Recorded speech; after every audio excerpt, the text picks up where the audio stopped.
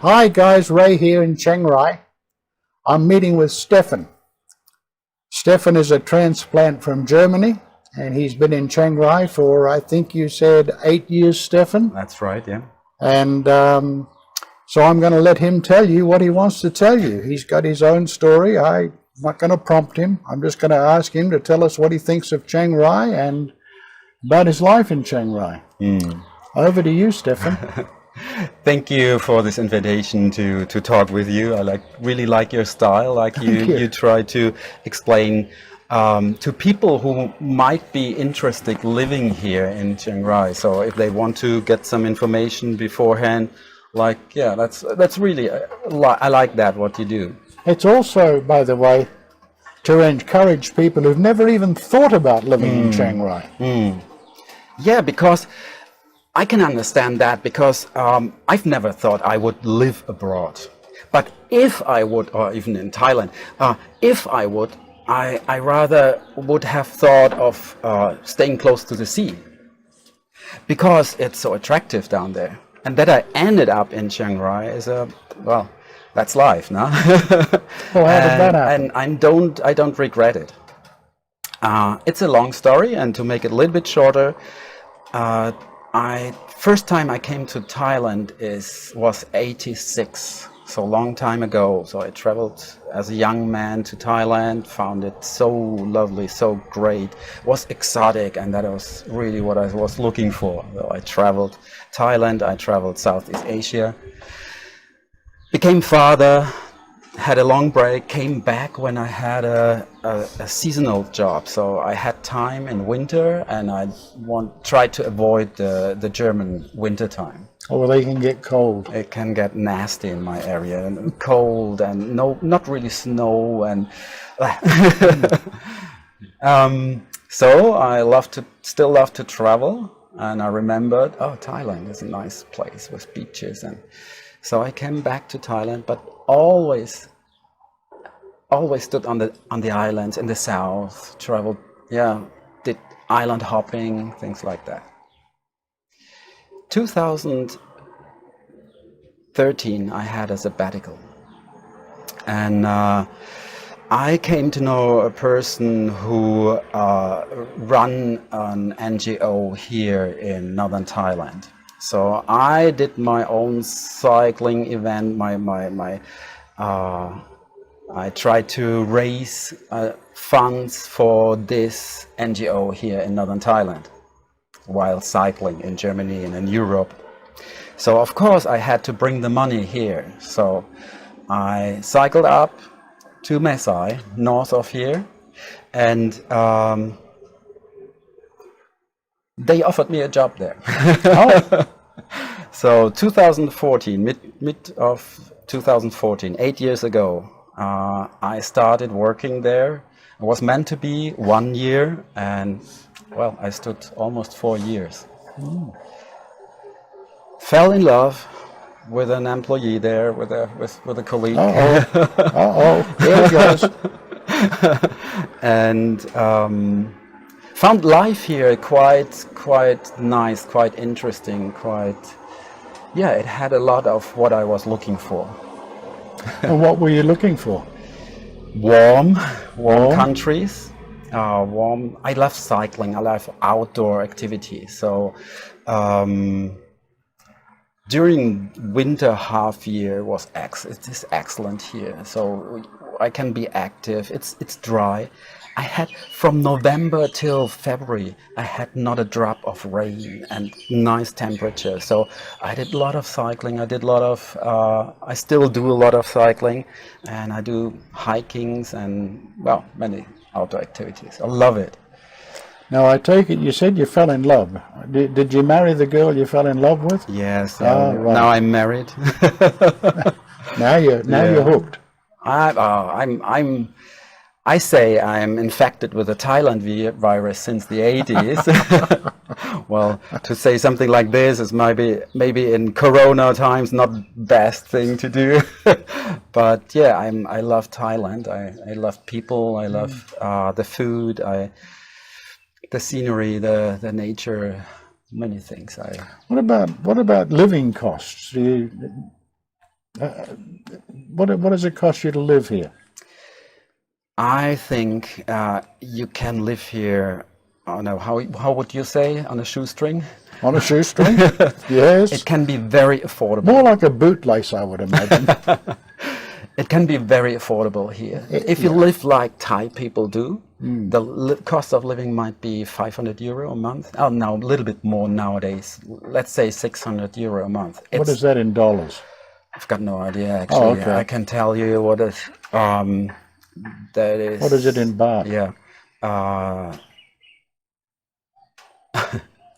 80,000. 20,000 baht a month. Yeah, I actually know an American man who's living here. Yeah. On about 20,000 a month. Yeah. But that's challenging. Single? Yeah. He's a single man. Right. It's challenging. Don't drink beer. Eat Thai food. Don't go out too much. Don't buy a car. Yeah, motorcycle is enough. Can be enough. Don't build a house, and don't have expensive health insurance. Right? Exactly. But then it is really it would be possible. To avoid that, you need the non-O visa. Correct. Because I was looking the other day at the prices for an insurance policy. I think it was through AIA. I'm not sure. But for a 65-year-old man to buy the 100,000 baht minimum, $100,000 minimum health insurance policy, it was like 96,000 baht a year. You know, I mean, not many people can afford that. And that was for the 3 million plan. They also had a 5 million plan, and that was 135,000 baht a year. But anyway, yeah, avoid the health insurance. You can get cheaper. Well, for us Germans or Middle Europes, it's Middle European. It's difficult to live without health insurance, I think, because we are used to have a governmental health insurance or something like that, something similar to that, that covers everything. Germany, Switzerland, that's like social heaven for. Yeah, a bit like Holland. Yeah, exactly. Australia. Yeah. Australia as well. Yeah, Australia. Okay. Yeah, England. Right. Yeah, most of the advanced countries, I think, have a form of a right. I'm going to call it a right to medical care. You know, where it doesn't cost you an arm and a leg. I mean, the American system is horrible. You know, you buy a policy in America, it covers what are you going to pay? The first 10% of the hospital bill, and then it'll pay 80% of the rest. So, you know, you go in for something like heart surgery, costs you $300,000, that'd be cheap. You've got to pay the first 30. Well, most Americans don't have that in the bank to start with, and then pay 80% of the next 270, or 20% of the next 270. That's another 50,000. Well, it can be very expensive. You know, even with insurance, you can't afford to get sick in America. Whereas here, at least, even if you don't have insurance, I mean, if you got cancer, that's another story. If you need a heart bypass, that's another story. But if it's just basic medical care, it's so cheap here. So cheap. I had an ingrown toenail taken off, cost me 600 baht. Okay. That would have cost me $600 in America.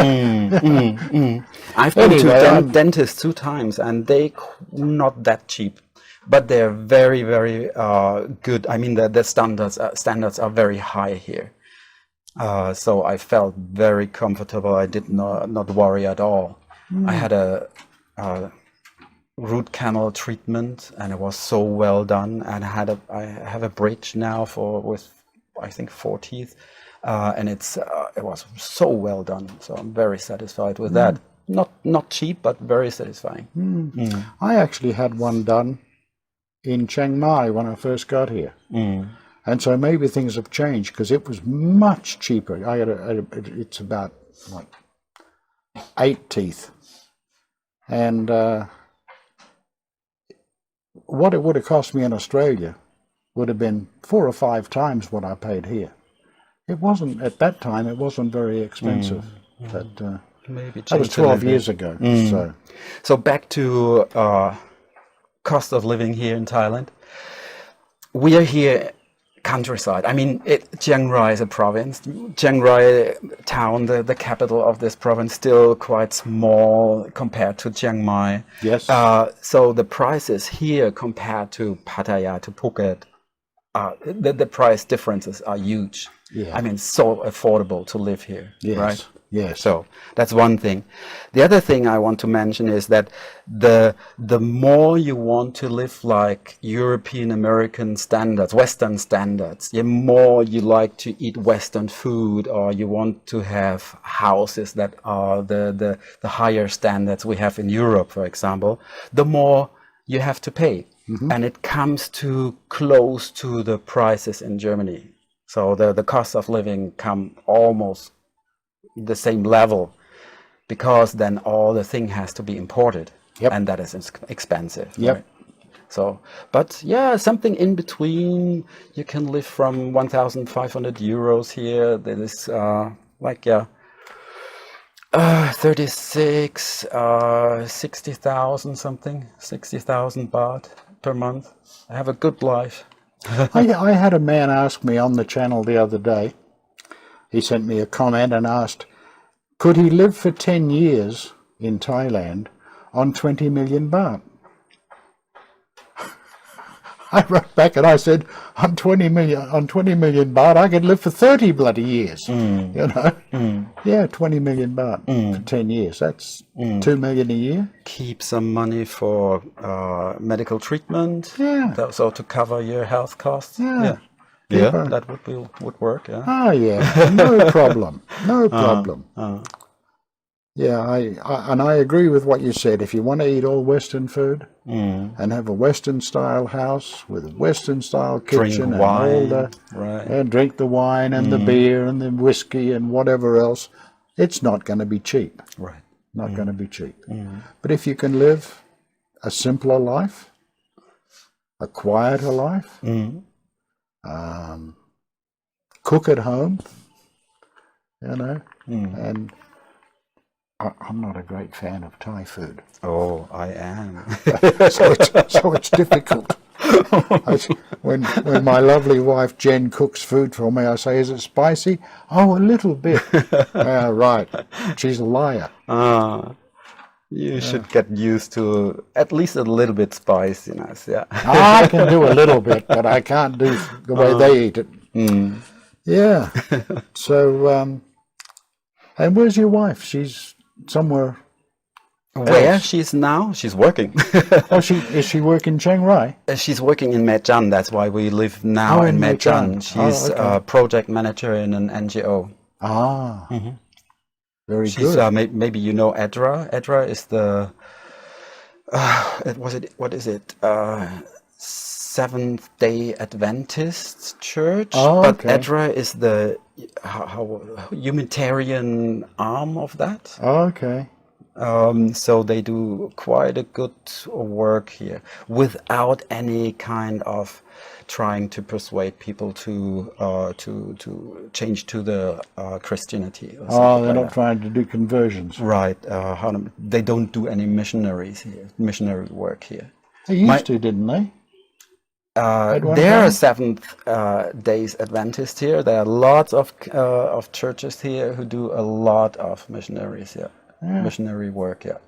And they run into we would call open doors. The Aka who mainly live here in the hills, an ethnic tribe, hill tribe, ethnic minority, you would say. They had something in their religion and their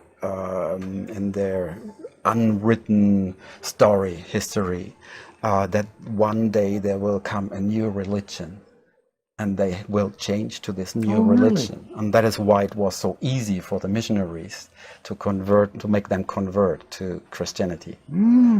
That's just the Aka. Right. Not the Lahu, the Lisu, or... They have different stories, histories, different languages, different religion, different almost everything. Yeah, because I was talking to a Lahu man, and he said that what the missionaries have done to the culture is almost sinful. You know, they've kind of and that the people are trying to get their culture back. Can't say I blame them. You know, I'm a firm believer in mind your own business. But Edra, my wife is Buddhist. She's not Christian. So she's working for this NGO, and they don't do anything missionary. They don't try to let people convert. It's humanitarian work, and it's well done. It's really well done. So I would support this NGO. That sounds good, because help should not be conditional. Definitely. You know. Yeah. And my wife, bless her heart, she's Christian. Me, I'm agnostic. I'm something in between. I picked all the good stuff from any religion and built something. There's some good in all of them. Right. And there's some commonality. And anyway. So, well, anything else you'd like to add? Definitely. Yeah. About life in Chiang Rai. If you love to do outdoor activities and you don't mind heat, if you don't mind humidity, the winter half year, so that means from October till beginning of March, maybe end of February, is a perfect time to hike here in the jungle, or almost jungle, in the mountainous area here. Cycling is, if you learn how to cycle safely, you have to understand the traffic here, how people driving, then it is quite safe. Yeah. And when you know what to avoid, it's I think safe cycling here. And if you love cycling, perfect area here. So many flat areas where you can cycle, hills, mountains, you can go up steep ways, you have nice views. There is a cycling community here. We have a cycling group. The Chiang Rai Expat group has a bike hash. So once a month we do a 25K something round together, which is a great socializing event as well. We have cycling groups here. The last years road race cycling got so popular that you find shops, that you find groups, Thai people and cycling events on every level. So it's amazing. It's great. I love it. Yeah, I know a lot of people like cycling. A lot of people like riding motorbikes. You know, and I've heard that some of the most beautiful bike rides in the world are right here around Chiang Rai. But I don't know. I fell off a motorbike when I was very young, and I've been afraid to get on one since. So I call them motorbikes. I had a 250 motor, a Honda 200 CRF 250 motor, which is like an enduro with road tires. Perfect for the small roads here in the mountains. Up on Doi Tung, it's a flow, like so brilliant curves. It's excellent. And then do the Masai loop. Go up to Doi Tung. Go to the Doi Tung Villa first, the Doi Tung Garden first, then up to the Wat, and then go along the Thai-Myanmar border. On the border road there. On the left side is Myanmar, on the right side is Thailand. Yeah. Stop at Pahi. Ban Pahi is a small village, small Akha village. When I came 2014 to Thailand, to Chiang Rai, there was one coffee shop. I did a hike through a canyon, through the forest, through coffee plantage up to the village, and there was one coffee shop up there. Now there are plenty, 7 and more, and guest houses. So it's very popular now. It's still amazing up there. Then go on along the border and go down to Masai. You have great views to Myanmar. You have a military post up there. I understand that military post now has a coffee shop. Does it? Oh, they're so clever. They do business now. There's a story about this. Did you know that? 200 meters further down the road is the Burmese military post. 2005, I think, was the last time that there were tanks in Maasai protecting Maasai against the Myanmar people, army. And they were, during the day, they were sitting like with a gun in their hands and taking care that there are Myanmar military. So in the evening, they were sitting together at the campfire and sharing the beer they had, or the lao they had. Yeah. Okay, well, we don't want to. How long have we gone so You far? have to edit this anyway, huh? No, I don't generally edit very much. Oh, really? Okay. Yeah. Sometimes I have a tendency to ramble on like I am now, and that will get edited out. But I don't generally edit what you have to say. Or Okay. So we didn't come to the butt, to my butt, big butt. your what? My butt. There is a I don't think. Oh, your butt. I love this, and I really would recommend living here in Chiang Rai for expats. But the burning season. Here it comes. Here it comes. Probably you heard that before. You had it in interviews before, and probably you said you talked about this before. No, come on, burning season. No, never had a butt on an interview. We have 4 seasons here. We have hot season, we have rainy season, like now it's humid and today it's hot, so I sweat a lot. So then we have cold season, starting in probably November, really nice weather, cool down. Lovely. And then the burning season at the end of the dry season, of cold season. And that is nasty, really nasty. It's for people with health conditions, not easy. Yeah, well, the burning season this year and last year, it didn't affect me at all. We were lucky this year. It was very good. Yeah. I mean, I bought 2 air purifiers for the house and haven't had to use them last year or this year. Yeah. Yeah. It's been really good. Yeah. So what happens? Don't know. Burning. The straw of the rice fields, on the rice fields, that's one thing. The next thing is corn now. Nowadays, a lot of corn is grown, and that only small fruit, and the rest you have to burn.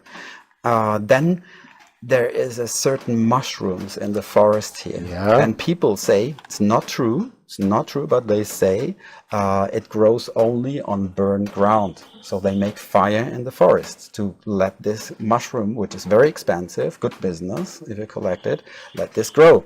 The next thing is when they collect honey, wild honey, they have to make smoke to get out the bees out of the, I don't know, how do you call that? The hive. The hive, right. When it is in a tree, for example, you would put some burning sticks, something that makes a lot of smoke to let them leave the hive, and then you can grab the honey. So that would cause burnings because they have to make fire in the dry forest. So that is another reason what happens. And yes, you see that on the satellite photos. Our neighboring country here, which is 10 kilometers from here, they burn a lot. Forests, as well as in the hillside. I've been to Thai. I went around in the hills at Thai, where all the tea farms are. They grow tea now, and you see the hillsides. And all burned down and planted tea.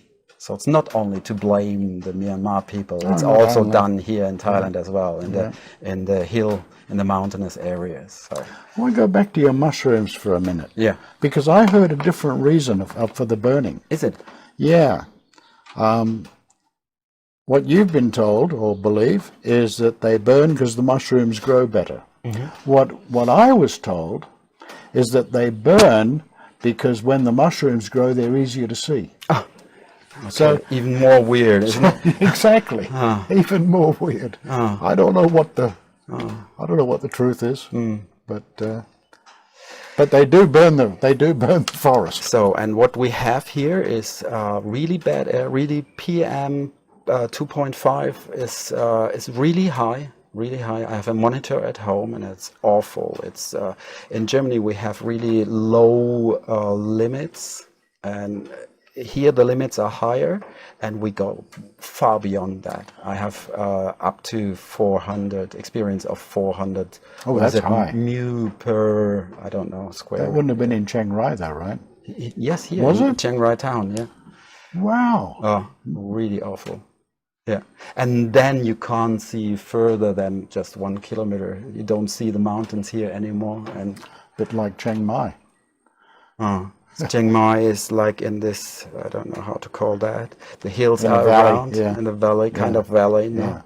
And so it's even worse there because it just stays sits, longer. yeah. It sits there. It's, you know, we used to say in Los Angeles, on a Right, clear day, you can see for 500 meters. Yeah. Right. Yeah. Yeah. Yeah. But, Yeah, and Okay. this year we were really lucky because there was early rain and a lot of wind, so it cleared easily. So it's not a time to do hard outdoor activities. Very difficult for me to stay without cycling. But stay inside the house, have a air purifier helps. as I said, I haven't had to use mine this year or last year, so. And I bought 2 of them just for the purpose of because of my lungs. But it's been great the last 2 years. Sometimes I felt like that would have killed me. That'll get wiped out too. Okay. Anything else you want to know? Not unless there's anything else you want to tell me. I could go on. Oh well then I think if you can go on for hours, we better just say that's enough. And I'll say thank you for your time. And thank you for your being interested in my stories and my talking. I'm interested in lots of stories, and you certainly sounded like you had something to say, so I jumped on it. Thank you. I hope I did not. You don't regret. Nah. Let's say one thing in the end. I run a blog. I do a website about living, traveling, cycling in Thailand. It's mainly in German. It's with information about Chiang Rai as well, and the spots to go if you're new in Chiang Rai, and it's about how to come to Thailand. I mean, about traveling to Thailand. Oh, great! Have you got a card or something with that address on it? Nothing, but it's easy to remember. It's stephaninthailand.de. stephaninthailand.de. I'll try to remember that, and I'll put it in the link in the description of the video. Thank you very much. Yeah. And also put a bit of a mention right where you said it. stephaninthailand.de. Right. And that's STEFAN. Chai Cup. Chai. A recommendation for people who want to live here, who consider living in Thailand. Do yourself a favor, do Thai people a favor, and try to learn Thai. In the beginning, it might be difficult for you, but it's worth doing it.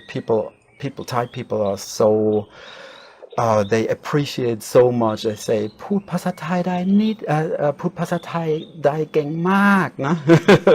They appreciate even if you're able to speak 3 words or so, and that makes it easy. And one other hint: leave your anger at home. Oh yeah, smile. Do everything with a smile on your face. Yeah.